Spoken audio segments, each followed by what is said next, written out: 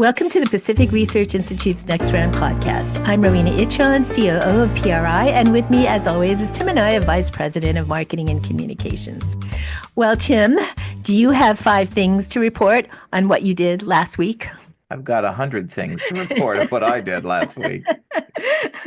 Well, for our listeners, we don't have Monday meetings, but we actually have Tuesday morning meetings to report exactly what we've been up to the previous week. And actually, we would have to really cut the meeting short if we only had 5 things to report, because everybody's got a huge laundry list of things that they had done. Tim and I can probably report 5 things that we did for the first 2 hours in the morning. Yes. So, Tim, I don't think you'll find too much sympathy from private sector workers that Elon Musk asked government workers, federal government workers, to send an email of the 5 things they accomplished last week. And even more amusing is that there's a lawsuit out trying to prevent these federal workers from doing so. This, to me, only proves to the general hardworking public that government workers who are paid by their hard-earned tax dollars don't have to justify what they did in the previous week. That's an outrage. I may have been the exception to the rule when I worked in state government, but, that's an easy question for me. I wouldn't need to even think about it, and it would have been a similar thing, right? That I had 5 things that I did that morning, let alone all week. But it's, one of those things, right, where part of the Trump-Musk-Doge effort, right, is a culture shift. We want people to come into the office. We want people to be productive workers. We want people to show, what are you doing for the tax dollars that we're paying you? We want to restore a sense of a public trust, right? That we're wise stewards of the tax dollars and that we're working hard to fulfill the mission of the department and the government. And, the kind of hullabaloo and the lawsuits that you're seeing, right? It kind of shows once again, this is the problem with Washington. What are all these bureaucrats doing? And why are we paying them all this money? And why are you making a fuss over being asked to say, here's what we did today? And so now there's a whole nother issue of procedurally, does it follow the law? Can they do that? The point that he said about, well, if you do not reply to this email, consider that your resignation letter. And then the latest thing this morning, right, that several department heads, especially in the security foreign policy arenas, are saying, no, don't actually reply to this because we're worried about classified information. Those are all valid questions. I think it's one of those things where it's a rhetorical question that really should guide the work of every federal government employee, and that there's this great hullabaloo for even asking, what are you doing? I think that shows what a big problem we have in our federal workforce. Yes, absolutely, Tim. And again, I just don't think that the public has any sympathy for this. And yes, right now there is chaos. Do we reply to this? Don't we? There are no probably any precedents for any of this, but I don't mind that chaos. I think that at some point they'll work it through. And as you said, it's time for a culture change in Washington. That's right. So we'll see where this will go. There have been dozens of lawsuits filed. Obviously, a lot of these personnel moves are going to be evaluated by the courts. But I think one thing is pretty clear, right, is that the president has wide leeway to manage the federal government. Now, there may be some things that run afoul of bargaining agreements or contracts, but I think the president's going to get a lot of leeway in these areas. And, I have advice if you are one of these federal employees who are outraged by this. Well, if you're outraged that we're asking, well, what do you do?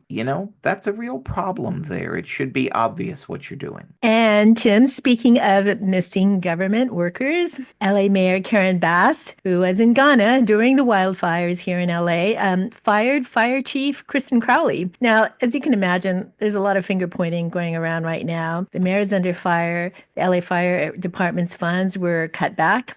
She's got to deflect criticism onto someone else. And it looks like one of them, whether should be fired or not, is Kristen Crowley, the fire chief. She perhaps learned a lesson from President Biden, who actually never fired anyone, no matter the no matter how egregious the issue was, and he's no longer with us. That's right. What's interesting is, Karen Bass has had multiple opportunities to try to right the ship. And every time she has an opening, she just seems to make things worse. And this is another one. She did a round of interviews last week and she tried to say, well, nobody told me and the fire chief did this, that, and the other. Well, number one, I don't live in LA and I got alerts on my phone that there was going to be terrible winds and, real bad fire weather in LA, and I live 400 miles away. Well, if I knew that, how did she not know that? That's number one. Number two, with the chief, yes, she needs to be held accountable. Yes, she made a lot of mistakes, but she seems to be, to me, she's been a pretty honest person in all of this. There were the questions, right, of why weren't the employees pre-deployed on the day before the fires broke out? Apparently, that was a budget issue and an overtime issue. Well, the chief doesn't set that. That's the mayor. That's the city council. That's the governor. So why did that not happen, especially in this real emergency? The bit about there were 40 plus trucks that were sitting, out of commission because they didn't have the resources to get the parts to fix the trucks. Again, that's a budget issue. That's a city of Los Angeles leadership issue. And then, of course, the cutting of the fire budget overall, and she was very clear about what that would mean and why that would be a problem for firefighting efforts in LA. So, yes, the chief made mistakes. Yes, the chief should be held accountable. But really, to me, the questions she raises are ones of lack of leadership in the mayor's office. That's right, Tim. So, there continues to be chaos here in Los Angeles and City Hall. She's certainly under fire, and we'll look to see what her political fortunes are going forward. So, speaking of things that are not going away, reparations has returned in Sacramento. There's a package of new bills that will be wending their way through the legislature on reparations. One of them would be to authorize priority admissions to at higher ed institutions for descendants of people who were slaves. There is another bill that creates a way for victims of racially motivated eminent domain to seek redress. There's another way for K-12 curriculum to a special curriculum when it comes to racial disparities. And finally, the establishment of a Bureau of Descendants of American Slavery. Now, last year, Governor Newsom vetoed a bill that would have provided compensation to race-based eminent domain victims. So reparations is a hot potato for our ambitious governor, Tim. Do you think any of these will pass? Some of them may or may not pass, but again, when you're making bill packages, and I've, had a hand in putting bill packages together before, right? You have a lot of really superfluous bills, but you put them in the package to make a particular legislator happy that they're part of the package. And that's basically what happened last year. The only bill that passed was one that would let, a supporter of one of the Black Caucus members keep their nightclub open and serving alcohol later than 2 a.m. But I think the whole thing in general, right? Voters gave thumbs down to a big Black Caucus priority last year, which was the issue of the, do we want to outlaw indentured servitude in California? They saw it as a crime, criminal justice issue, a public safety issue. And, they haven't listened to the voters, certainly on, when the effort came up a few years ago to repeal Prop 209's restrictions on affirmative action in California. Voters gave a clear no vote to that. Well, here they are back with preferential treatment and admissions. They're not listening to the voters. They're not listening to the courts. And then when reporters come to their press conference and challenge them on it, one member of the Black Caucus actually called out that reporter on X and called her a racist. Well, she's holding you accountable. She's speaking truth to power. She's asking questions. So I think these bills, maybe one or two of them may get through, but I think they're largely going to meet the same fate. And, if we had budget issues, which was the governor's excuse last year for vetoing a lot of these bills, we have budget issues this year as well, and things haven't improved. And if anything, they've gotten worse. So I think a lot of these bills are going to meet the same fate. Gavin Newsom, who's in the middle of the mess of the wildfires, and that while he's trying to, sell a book on his upcoming book tour and position himself to run for president, he doesn't want to touch reparations with a 10-foot pole. That's what was behind last year's efforts, and I think you're going to see a similar effort this year. Great. You know, Tim, we had the your annual Sacramento conference last week, which was very successful. So how about talking a little bit about that in our next guest? We had a really good day last week. And we really had a great exploration of kind of some of the big challenges facing California today. And over the next few weeks on the podcast, we're going to replay some of the discussions that we had. We had a discussion on, is there a war on suburbia in California, which is the theme of an upcoming PRI Free City Center booklet. That was a very lively discussion and very interesting. We had a discussion with our Sally Pipes, who's just published her latest book, The World's Medicine Chest, about the push for government price controls that would make threaten innovation and make the availability of life-saving drugs less available. We had a very interesting discussion with Assemblymember Blanca Rubio on this effort in California to change reading curriculum, to go back to the tried and proven methods of teaching reading, which is a phonics-based curriculum. And then we have this week presentation, which is a discussion between PRI's Steve Smith and Sacramento County Sheriff Jim Cooper. And Steve writes about it this week in the Orange County Register. You know, voters approved Prop 36 overwhelmingly to deal with retail theft. But, you know, we have now the next issue is the legislature going to fund its implementation? And so we have Steve has a wide-ranging discussion with the sheriff about, you know, sort of these issues of what's next for public safety policy after the passage of Prop 36. So I think you'll all find it a very interesting and enlightening discussion. Thanks, everyone, for listening. And here's Sheriff Cooper and our Steve Smith. Just released from Encounter Books, read the new book from PRI's Sally Pipes, The World's Medicine Chest, available now at your favorite online bookstore. The World's Medicine Chest explores how America became the world's leader in biopharmaceutical innovation through market capitalism. But as Sally Pipes writes, America is the last best hope for millions around the world who are battling rare diseases and chronic conditions. As you'll read in the World's Medicine Chest, we can do more to fight and cure disease, but only if we continue to embrace private sector innovation over government regulation. Buy the World's Medicine Chest today at Amazon.com or your favorite online bookseller. All right. Well, for our next conversation, we're going to be focusing on crime in California. And one of the hallmarks of this conference over the years is how market-based solutions can form the nucleus for bipartisan cooperation and consensus. And if you remember from a couple of years back, we had Raley's CEO, Keith Knopf, and he shared his story about just how much retail theft had affected their business. And their story was not an isolated one. You know, companies like Raley's worked with law enforcement leaders, like our next speaker, and took their case to the people. And voters overwhelmingly passed Prop 36 with nearly 70% of the vote, winning every county in California.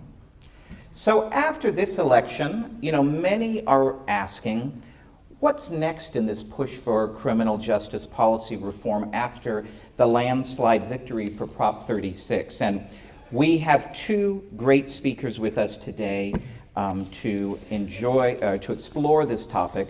So I'd like you to please give a warm welcome and welcome to the stage Sacramento County Sheriff Jim Cooper, who will be in conversation with our PRI Senior Fellow Steve Smith. Good morning and thanks for coming out. I know you come here to get answers to questions. When I started at PRI, I had a lot of questions too, and the last 3 years has been an enlightening journey as we start to peel the onion on some of the public safety problems that you all experience day to day in California. Exploding retail theft, drug abuse on the streets. You can't walk 3 blocks from this building and not see somebody under the influence of fentanyl, right?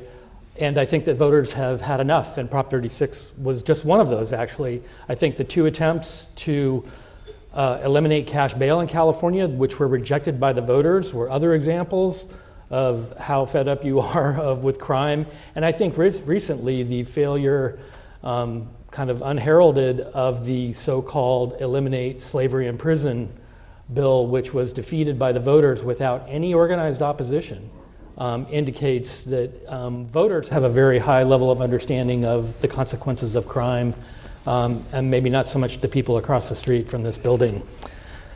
With us today is Sheriff Jim Cooper. He brings to us over 30 years of experience working in different ranks and assignments within the Sheriff's Office. He's also one of the founding mayors of the city of Elk Grove and a city council person here. After retiring from the Sheriff's Office, he served 4 terms representing California's 9th Assembly District, where he lives today. And fortunately for us, that wasn't enough. He came out of retirement to return to law enforcement and was elected to serve as Sacramento County Sheriff in 2022.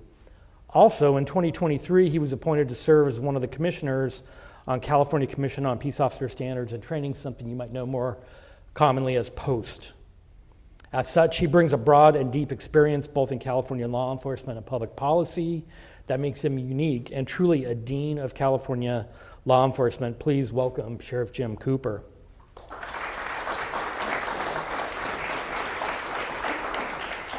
So we only have a half hour, and I had to pare my list of questions down a lot. There's a lot you want to know and I want to know, and let's get right to it. So, Sheriff, after a 30-year career in law enforcement and another 4 terms in the Assembly, you were certainly entitled to enjoy your retirement, yet you decided to return to law enforcement in a very challenging time. What made that decision and brought you back? Law enforcement has been near and dear to my heart forever. I'm in my 32nd year in law enforcement and done a lot of really different things over that span of 32 years. What was interesting, I went to the Legislature in 2014 and saw a lot of the changes and reforms that came about, and a lot of them weren't so good. I spoke out against them in the Legislature, and now that I'm back as sheriff, I'm actually seeing the impact of those reforms. So really getting us back to normal and just some common sense type things. So one of those things I'm sure you've experienced is the retail crime, and we've been publishing a lot of articles and reports about it. You came out early in favor of Prop 36, despite broad opposition from our governor and the leadership in the California State Legislature. Why did you decide that Prop 36 was the better option rather than the various legislative fixes, and I put quotes around fixes, that were underway? So think about Prop 36. I mean, when I was in the Legislature, I ran probably at least 3 or 4 bills to change Prop 36, and other folks ran bills to change Prop 36. Obviously, Prop 47 came about in 2014, so we'd had 10 years of Prop 47. And the reason Prop 36 won was because it got so bad. Those bills that tried to change it and reform it never saw the light of day in the Legislature. What happened, people were so fed up, it was so much in your face, that the public got behind it. And what's ironic, you had 7 billionaires putting over $1 million apiece to defeat Prop 36. But let's go back to 2016. I'm in the Legislature, and having seen the effects of Prop 47 early on, I tried to run bills through committee, couldn't get them heard, even a hearing in the Public Safety Committee. So I decided I'm going to run my own ballot initiative in 2016. So I start raising money, and during the course of raising money, we raised over $1 million just for signatures. So we get enough for signatures, we gather signatures. So here we are, it's 2018, we've been gathering signatures for 2 years. San Diego, the Registrar of Voters, turns their signatures in late. So in essence, they screw us. We had enough valid signatures, but because they were late, it got pushed over to 2020. So my initiative, it was called Prop 20, was similar to Prop 36. It dealt with the theft piece, but also it dealt with DNA. Since Prop 47 came into effect, it classified 7 crimes, felonies to misdemeanors. So if you're arrested for a misdemeanor, we no longer get a DNA sample from you. So since then, our cold case hits have dropped by probably 7,000 or 8,000. So we're talking cold case hits for murders, rapes, sex assaults, things like that. So what's ironic, you have data in 10 states in the UK that when you get a cold case hit, that cold case hit came because that person was arrested for theft and or drugs. So it's valid scientific data. And then also serious and violent crime. In California, there are probably about 13 or 14 crimes that are felonies but aren't considered violent crimes. domestic violence, drive-by shooting, if I stab you or beat you with a baseball bat, arson. It was human trafficking until Senator Shannon Grove changed that. Human trafficking of a child was not a violent felony. And it's really crazy that folks wouldn't think these should be violent felonies. And the only difference is, if it is a violent felony, you're not eligible for early release. So take it from a felony to a violent felony, you don't get to get out early. And hate crime also. So to me, if you're committing crimes like that, maybe you should stay in jail a little longer and hopefully get reformed. So obviously Prop 20 went down in flames in 2020. We came back again with Prop 36 in 2024. And obviously we won, which is a good thing. But the voters drove that. Absolutely.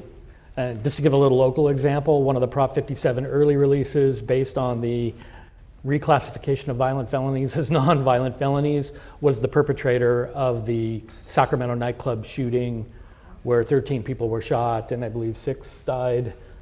He was a Prop 57 early release. Let's talk a little bit about the proliferation of fentanyl and other dangerous drugs. Do you think Prop 36 will be enough, and what upstream fixes are you looking to hear from the governor and the president on? On that, we're looking obviously from the president, more enforcement for the borders. It's coming through the borders. Obviously, those chemicals are made in China and then assembled in Mexico. So that has always been a big issue with that. So hopefully the federal level will deal with that. At the local level, drugs are a huge problem with that. You think a lot of crime is drug related. A lot of our theft was drug related. We need help there. And the big issue with that was when you're addicted, you don't want to get help. It is hard to make a decision to be rational when you're addicted to drugs, especially fentanyl or any type of drug. So you need the carrot and the stick.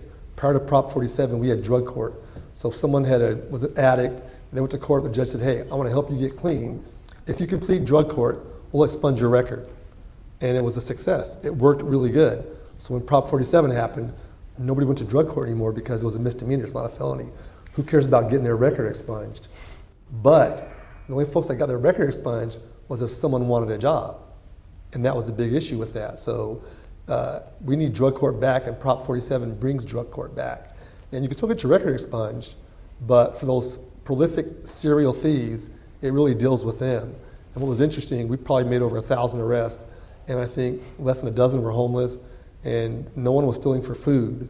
A lot of these folks were just stealing to steal because it wasn't a crime, and that was it. There was no accountability, and that's the big thing with 47, is you could do whatever you want, and you knew the most you would get is a citation. And that's the same as doing a lawn job or breaking a window. It's a misdemeanor. The jail's about 4 blocks away. All we have is violent felons in jail. If you're a misdemeanor in county jail, you're there on a judge's order because you had multiple drunk drivings or misdemeanor domestic violence. Otherwise, there's no misdemeanors in jail, just violent people. And that was the whole impetus for Prop 47, to get rid of low-level offenders out of the jail, but it did the exact opposite of that. So over a month ago, KCRA reported that you wasted no time in making Prop 36 arrests. Recently, the San Francisco Chronicle reported that San Francisco PD made over 200 arrests just along one section of 6th Street. If you've been to the city and know what 6th Street is like, that's the open-air drug dens. In San Francisco, over January 2024 till January 2025, theft reports declined 45%. And I'm curious if Sacramento has seen a similar downturn since Prop 36 has passed. Actually, it is going down, which is good. We're hearing from the retailers, even the criminals are talking about it amongst themselves. But it goes back to the issue. I've always had heartburn with the big box retailers. Because think about Prop 47 or Prop 20 when I had that in 2018. Home Depot, Lowe's, Best Buy, they were getting killed on theft, folks walking in and walking out. And a lot of them had a no confrontation policy. Their employees were told, let them go, don't stop them. So here you have a measure going on, and per the retailers, they're losing billions of dollars. So why would you want to put money in to help the effort to fight this and win it? They put no money in for Prop 20. Fast forward to Prop 36. Walmart put $1 million in to help qualify signature gathering, as did Target. But for the campaign, there was really no money. They put a little more in, but no money for it. The money came from public safety, it came from other businesses that helped fund it. So here you are, you're closing stores, your losses in the billions of dollars. Why aren't you fighting for yourself? The legislature can do nothing to you. Most of these board of directors are out of state. So if it's that bad, you're gonna fight for yourself. Not one of those retailers did that much. Like I said, Target and Walmart did that. That was the minimum. They should have done more. And that's a big issue with that. The Nike outlet at How About Arden, #1 in theft in the country. So when an employee spots somebody stealing, they have to call corporate security in Las Vegas to get permission to call us. So a lot of these stores, their policies today still, as we talk right now, they don't call law enforcement, they have to get permission. And a lot of them have a non-confrontation policy. That has changed some with Prop 36, but a big issue was the retailers. They were so worried about their image, and they didn't care about what was right for their customers. That was a big issue. And I'll tell you what, the grocers were amazing. They came in, they put $2 million in for Prop 20, and they were here for Prop 36 also. But the retailers, the big box retailers, I had zero respect for them. They added to this problem. So the sheriff and I both wear sheriff badges. Mine's a retired one, and he's obviously still current. Something that's been a problem in law enforcement now since the post George Floyd era, I guess we could call it, is that there's been an exodus out of law enforcement of seasoned, experienced officers, some because they could take retirement and others just because they got fed up with the profession. So crime is up, calls for service are up, I'm sure, yet the number of deputies in your office are down. What do you see are some of the solutions we can implement to boost back law enforcement recruiting? It's tough to hire. Who wants to be a cop? All this negative publicity in the news, you work nights and weekends. A lot of these young kids want to work from home. We don't work from home. We gotta go to work. And what's ironic, a lot of these small police departments in the Bay Area, they have hiring bonuses from $10,000 to $100,000 for a hiring bonus. So it is dog eat dog out there. And the retirement system changed, so now you've got to work later. So you're paying more in the retirement system and getting out later. And it is a tough job. It is a young person's job. You don't want someone old pushing a patrol car out there because it is not a job that's easy to do. We'll get back to Next Round in just a moment, but first, are you getting PRI's regular email updates? If not, go to pacificresearch.org and click the sign up button at the top of the page to get the facts you need to fight back delivered every week to your inbox. Every week, PRI sends you what you need to know about what's going on in Washington, D.C. and Sacramento, and gives you the free market ideas needed to save our state and our nation. By going to pacificresearch.org and clicking the sign up button, you can sign up to have Policy Alert, our weekly roundup of all the best ideas from PRI scholars delivered to your inbox. Or you can sign up for event updates so you're the first to know when PRI is coming to your community with great events. So sign up now at pacificresearch.org and click the sign up button at the top of the page to get PRI's content delivered to your inbox each week. And last one for me, and before we open it up to the floor for questions, is I'm curious about what's going on at the Commission on Post. Writers around the state are, speak repeatedly about the need for law enforcement reform, but they never really talk about what form that reform should take. I assume most of it presumably is related to law enforcement and its relationship with the minority communities. What is your sense on that, and how can Post be engaged? Well, there have been some reforms, obviously, with SB2, so things have changed right now. And the folks we need to get rid of, we've gotten rid of and we're getting rid of. So it's really changed the landscape on that. And it's really accountability, because sometimes you'd have folks that'd be in trouble, they resign and go elsewhere. And now the officers own their Post certificate, their thing to police in California, and now Post owns that certificate. So to decertify someone, and there's some folks that should be decertified, and we have. But for the most part, those men and women are doing a very tough job out there. No one's calling you because they had a good day. They're calling you because something's bad's going on, they want you there. And I just want to say one thing, I see Chelsea Minor out there in the audience. I just want to thank Raley's for all they did for Prop 36 and Prop 20. They were there day one. And here's just a locally family-owned business that was important to them, and they were suffering losses, but they never were afraid to step up and be the giant in the room amongst a lot of folks. So Chelsea, thank you, and thank Rayleigh's for all you did for Prop 36 and Prop 20.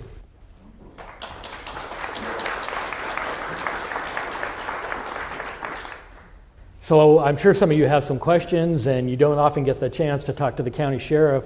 So please, the mic is moving around the room. While I get the mic over there, I'll tell you something else crazy. So in 2018, they passed a bill in the legislature.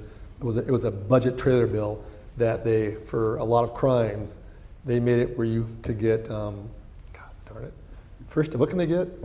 On the child crimes. Okay. Diversion. And this is coming up hot. Diversion. So pretty much first they had all the crimes in there, and then we complained. They took out murder and some sex crimes. But people are getting diversion for child abuse. So you may have a kid that dies, fractured skull. I mean, abuse is just rampant. You know they abuse per the autopsy. But both parents don't admit. And they can say, I have anxiety. You can have erectile dysfunction. Basically, there's hundreds of things that qualify for that. And if you go see a psychiatrist, a psychologist, even a licensed marriage family therapist, you can get diagnosed with that and get diversion and go to a class and not spend any time in jail. So we've had several homicides and torture cases here involving infants in Sacramento County. So we're about to do a press release. I think we're going to do a press conference this week or next week on it and really bring it. Someone is broken in houses in Placer County and stole $70,000 in jewelry. They got diversion. You know, it's pretty much any crime except for murder and some sex crimes is divertible. It is insane right now. But I digress. Sure. I just want to say, I don't live in Sacramento, but I think that quality of life crimes has always been not a matter of lack of money, it's a lack of political will. Because my example I would cite is Rudy Giuliani, when he was first mayor of New York City, where they would have a van go around every day with a social worker and a cop, and if they see a homeless bum sitting there, and he's obviously got nowhere to go, they say, you're coming with us, you don't have a place to sleep. You'll be in the shelter, you can leave at 6 in the morning, but you're not going to be sleeping on the street. I think that was a key part of him turning that city around, and I'm just wondering what your thoughts are on that. I like it. California is very progressive, and a lot of folks want folks to have their freedom. They would have someone walking around butt naked, eating out of a trash can, than to take a conservatorship. And some of these folks need to have conservatorship. We've got to expand the mental health. That's a big thing, and Prop 36 does that. We need to deal with mental health and address that, and then also substance abuse. But we really should, 100%. When you were in the legislature, there was a different speaker, there was a different Assembly Public Safety Committee chairman. Now we have a new speaker and a new Assembly Public Safety Committee chairman. What are your thoughts on the prospects of maybe more pro-public safety bills moving through the legislature? I don't think it changed a lot. Obviously, last year was an election year on the national and state level. Crime was an issue with that, so I think everybody kind of slowed down, and that was the impact we felt and saw that. So I don't really see things changing that much. I think it stays the same. And over there, it's just ideology, and you have to party line. You got to vote on party line, and even on bad bills, people feel compelled to vote on things. The caucuses, I'll tell you right now, we know hate crimes are up tremendously. You know, especially the Jewish community. So you would think the Jewish caucus would say, hey, hate crimes, we want to enhance the penalty. Crickets. Women's caucus, a lot of sex crimes, human trafficking, they'd be supported behind that. Crickets. Asian hate crimes are up dramatically.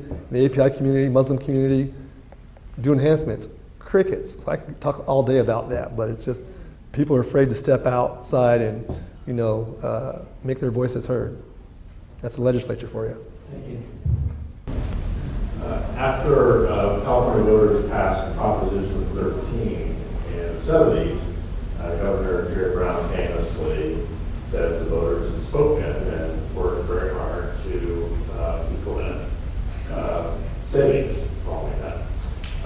Governor Newsom, however, who was such an aggressive opponent of Prop 36, didn't seem to change his position on the measure.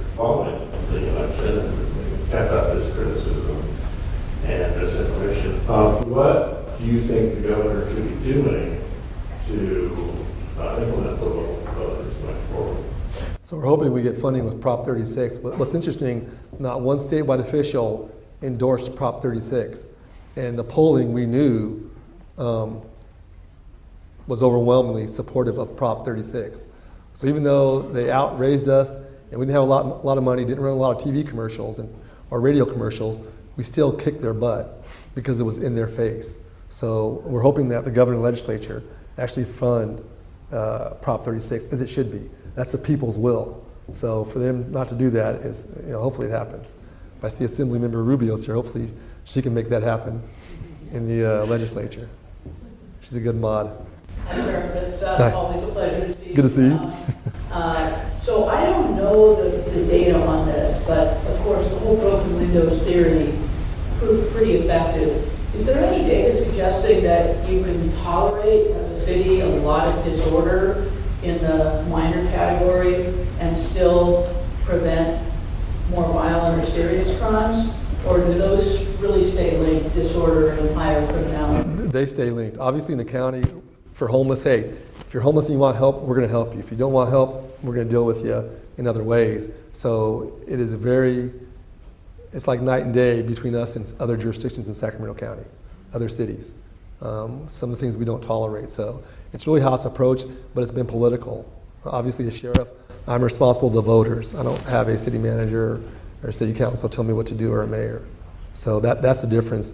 We got to take the politics out of it, but it's very political. Good afternoon, Chair. Afternoon. I was wondering if you could address SROs on campus. I know a couple of our local school districts are hiring some SROs out of the sheriff's office, but there aren't nearly enough of them to go around, and I know budget is a concern, so I was wondering if you could address that. Yeah, SROs do a great job. Obviously, we're not there to police students, but with the threats these days and active shooters, it's important to have SROs. So probably the most robust SRO program is the Elk Grove Unified School District, where we are. We're at obviously Valley High. We've got a couple of guns out of there recently in the last couple of weeks. And it happens. It's just a different day and age. And these kids, because the internet, the availability of firearms, they're out there. You can never take anything for granted. So it's a great partnership. I wish more school districts did it. For a long time, it was very negative. They wanted no cops on campus. But I think it's worked out in the long run. And I would love to see more school districts move to that. Sheriff, it's great to have you here, and I just am so impressed in this day and age that there's a truth teller that will go beyond what the legislature is doing, which is totally dysfunctional, and protect the people they're elected to serve. So I just really appreciate you. When the DNA issue comes about, and of course Sacramento is famous for the Gold State Killer. My understanding is that when you have DNA on either a victim or a perpetrator in a crime scene, that in order to use it in court, you have to send it away to the Department of Justice and use their labs. My understanding is sometimes that takes a long time, and sometimes they don't prioritize what you're doing, and then your only other option is to go to expensive private labs. What are the limitations on your use of DNA to solve crimes and the budget part of it? The tough part is just staffing. Obviously, we don't have enough staff. It takes a long time. We have a lot of cold cases out there we want to go back and revisit, but we're short. Before the recession, I had 12 child abuse detectives. Now I have 6, and child abuse is rampant. Same thing with sex assaults, 12 to 6. So we have never recovered from the recession back in 08, 09, and that's been the big issue, getting back there. But we could definitely do it, and they're out there. These cases can be solved and need to be solved.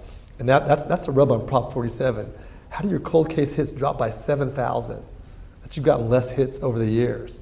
But yet they talk about how great Prop 47 is. And the bottom line, most of us will never have our DNA taken because we're not being arrested. But it's just frustrating sometimes. But we keep going. I've got a lot of great men and women that work for me, do a good job every day, and they're proud to be public servants. Yep.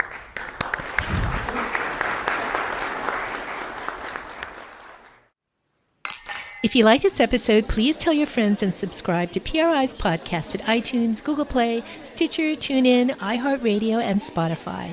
And when you're on these platforms, don't forget to give us a big 5 stars. If you don't subscribe to any of these, you can still listen on PRI's YouTube page, youtube.com/Pacific Research 1.